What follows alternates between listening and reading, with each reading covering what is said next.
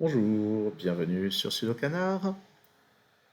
Quatrième et dernière vidéo pour cette série de sudoku pédagogiques avec la difficulté Devious.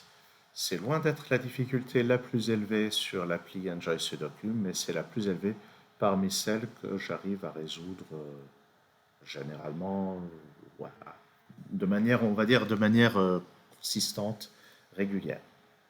J'espère que ça sera encore le cas pour ce problème que je n'ai pas résolu au préalable.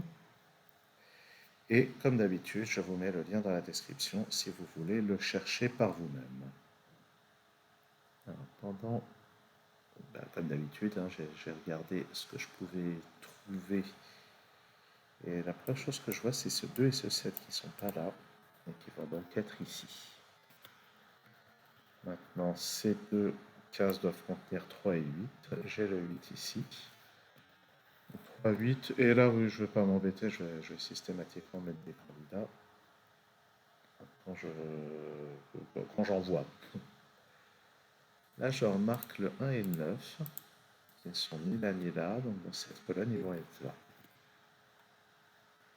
Et ça c'est donc un 5 et un 6. Alors, si je n'avais pas repéré ça, j'aurais juste dit, tiens, dans cette colonne, il me manque un 5, 6 et 9, et puis j'aurais fait les éliminations.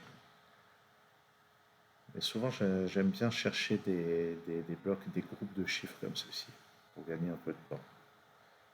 Là-dedans, c'est 3, 4, 5, 6. Ah, tiens, 3, 5 et 6, ça c'est un 4. Donc ça c'est 3 ou 6, et ça c'est 3 ou 5.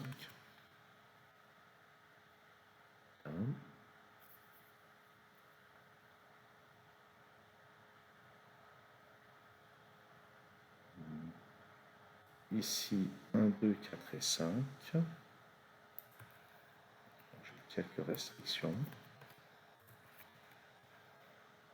Ici, là, j'ai une restriction qui est juste que c'est des chiffres de 4 et 6. Ça, c'est pas un 6, ça, c'est pas un 4. Ici, j'ai besoin de 1, 2, 6 et 9. En fait, le 6 ne fait que là. Donc, il me reste 1, 2 et 9. Sur cette ligne, je remarque que j'ai besoin du 3 et du 5 et qui ne sont pas là, donc ils vont être là. Ça, c'est pas mal. Ça, c'est parmi 1, 2, 7 et 9. Et je sais par ça que c'est pas un 2.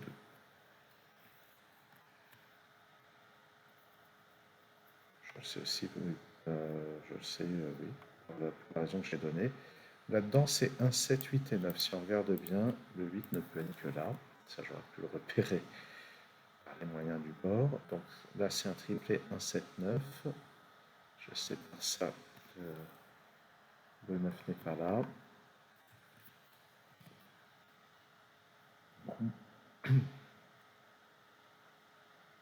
Le 3, ça c'est 7 ou 9.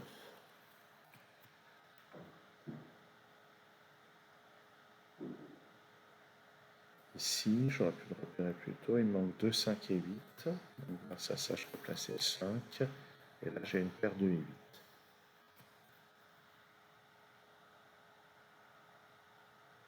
Dans cette colonne, j'ai besoin du 4 et du 6.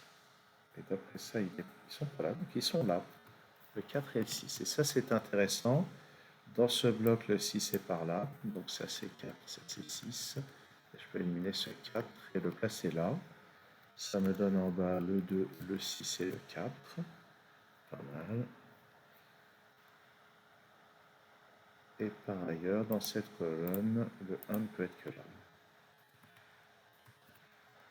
Ça, c'est 7 ou 9. Donc, bon début. Là-dedans, il me manque 3, 5 et 8. Donc, ça, c'est 3 ou 8. Ici, il me manque 1, 3, 7 et 9. Avec ça et ça, ça c'est 3 ou 7. Ça, c'est 3 ou 9. Et à vrai dire, avec les 7 qui sont là, je peux placer ce 7 ici. Ça, c'est parmi 1, 3 et 9. Là, j'ai le 9. Donc 1, 3, 3, 9.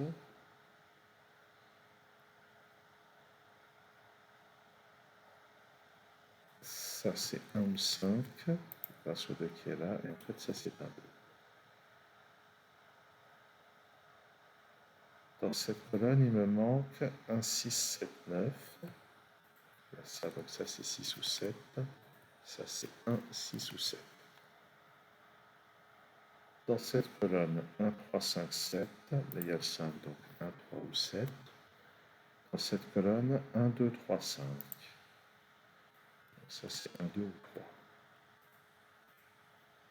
Donc, jusqu'ici, il y a eu des déductions pas mal, mais la fin a l'air un petit peu plus tendue. On va voir ce que ça donne. Dans cette colonne, il me manque 2, 3, 4, 5, 7. 4, 5, donc 2, 3, 7. 2, 4, donc 3, 5, 7. Alors 2, 3, 4, 5, 7. Ici, il me reste tous les candidats, je vais pas les noter. Dans cette colonne, 2, 3, 6, 7, 8. 2, 3 ou 7 ici. Ici, il me reste 4 candidats. Ici, il en reste 5. Je n'ai pas envie de noter autant de candidats. Et comme je disais, ouais, là, ça commence à être un petit peu plus tendu. Donc là, il va falloir trouver des techniques pour conclure. C'est là que je vais enclencher mes recherches de je sais pas quoi. Ça a toujours l'air intéressant. Ça ou ça. Mais j'ai pas l'impression de pouvoir en faire grand-chose. Ça non plus.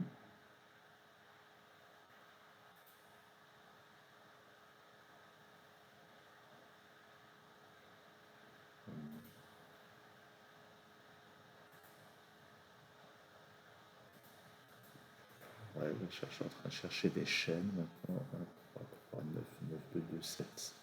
Ah, ah. Ah non, pardon.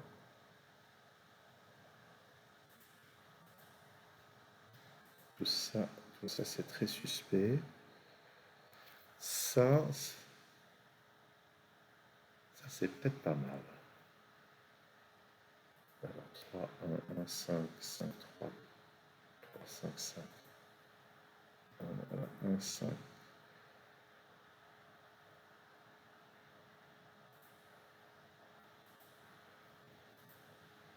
Ouais, finalement peut-être pas. 7, 1, 7, 7, 2. 2, 9, 9, 2. 2, 8, 8, 3. Ah, si je pars de ce 3, 3, 8. 8, 2, 2, 9, 9, 7, 7, 1, 1, 5, 5, 3. Ouais, là il y a quelque chose. Je ne sais pas si ça sera décisif. Oui, ça va être décisif. Ok. Donc là, j'ai navigué parmi les cases qui n'ont que deux candidats, avec l'idée à chaque fois, je cherche une case dans le champ de vision qui partage un chiffre. Et je vais vous montrer avec des couleurs. Je suis parti de cette case-là, et je suis parti du chiffre 3. Et après, j'ai dit 3, 8, 8, 2, 2, 9, 9, 7, 7, 1, 1, 5, 5, 3. Donc j'étais parti du 3 et je suis arrivé sur ce 3 avec à chaque fois le deuxième chiffre d'une case qui va être le premier chiffre de la case suivante. Alors, qu'est-ce que c'est que ce truc?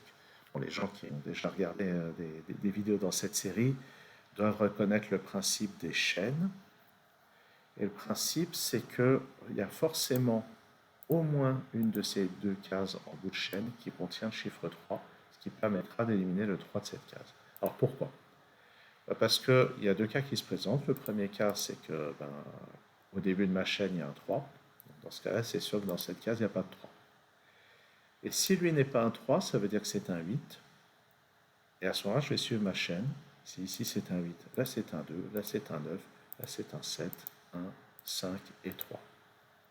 Donc le fait d'avoir ces chaînes, ça, si j'ai réussi à partir d'un chiffre et à arriver au même chiffre quelque part ailleurs, il va toujours y avoir comme conclusion que dans le champ de vision commun à ces deux cases, le chiffre qui était le chiffre de départ et d'arrivée de la chaîne va être au moins dans une de ces deux cases et il ne peut donc pas être là.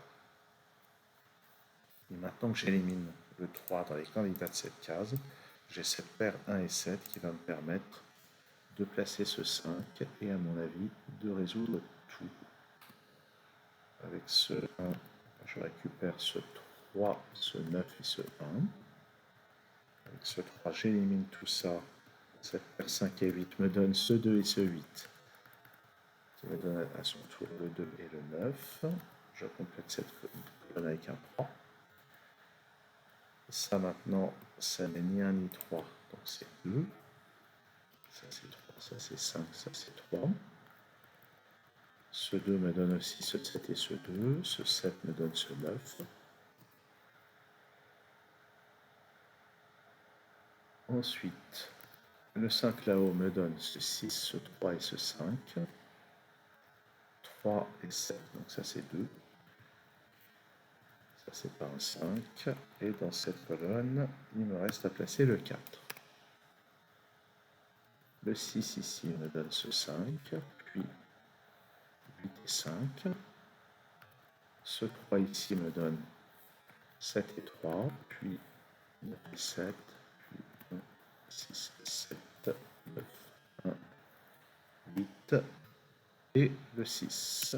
Ah, j'avais oublié le 1 et 7 ici. Donc effectivement, peut-être qu'il y avait une autre technique possible à l'endroit où j'ai déterminé ma chaîne, mais en général, donc, quand on revient, donc je vais revenir au moment clé de cette résolution. Quand il y a comme ceci des candidats notés à plein d'endroits et qu'il y a plein de cases qui contiennent seulement 2 candidats, souvent dans ces problèmes engendrés par ordinateur, la méthode attendue entre guillemets pour la résolution, c'est comme ceci, la détermination d'une chaîne. Je vais quand même regarder en vitesse si j'arrive à trouver quelque chose d'un peu moins lourd que ce que je viens de vous présenter.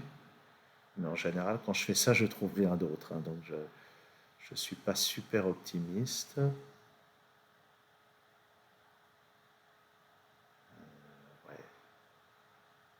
Ouais, là, je vois vraiment rien d'autre. Bon, pas la peine non plus que je me fatigue trop. J'ai trouvé une méthode pour résoudre ce problème. Je vais déjà m'en contenter. Merci d'avoir suivi cette vidéo et plus généralement cette série de vidéos. Je ne sais pas quand je reprendrai une série de vidéos sur la chaîne. D'ici là, portez-vous bien et un de ces jours sur Sudokanar.